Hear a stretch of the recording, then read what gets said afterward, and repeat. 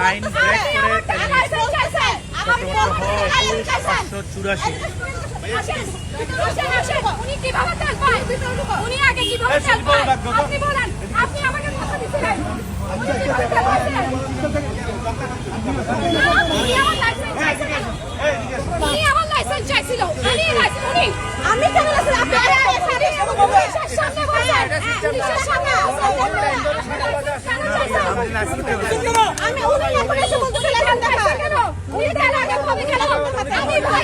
আপনি নিয়েছেন লাইন ছাড়া তেল অনৈতিক ভাবে।